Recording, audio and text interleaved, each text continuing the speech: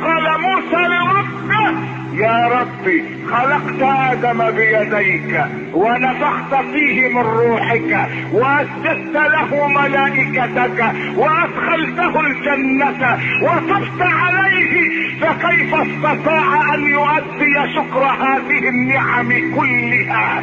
فقال له الله: يا موسى، يكفي من آدم أنه قال الحمد لله رب العالمين.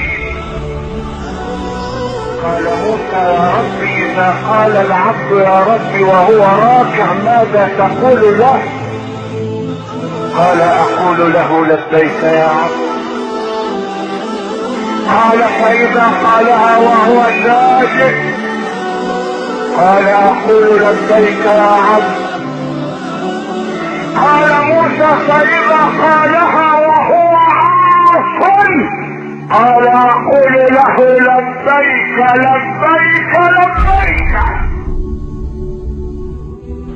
إن الله تعالى يقول لموسى بن عمران على نبينا وعليه الصلاة والسلام وهو يتلقى التوراة: قال موسى لربه: يا ربي، إني أرى مكتوبا في التوراة أن هناك أمة تأتي إذا استقرت اللقمة في بطونهم غفرت لهم، لأنهم يبدأون الطعام بسم الله ويختمونه بالحمد لله. اللهم اجعلهم أمتي يا ربي. قال الله لموسى: يا موسى، إنهم أمة محمد. قال موسى: يا ربي، إني أرى مكتوبا في الألواح أن هناك أمة إذا هم أحدهم بفعل سيئة فلم يفعلها وتركها من خشية الله كتبتها له حسنة، اجعلهم أمتي يا ربي. قال له الله: يا موسى، إنهم أمة محمد.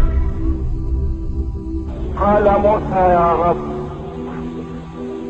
أرى مكتوبا في الألواح أن هناك أمة إذا هم أحدهم بفعل حسنة ولم يفعلها كتبت له حسنة، فإذا فعلها كتبت له 10 حسنات إلى 700 ضعف، اجعلهم أمتي يا رب.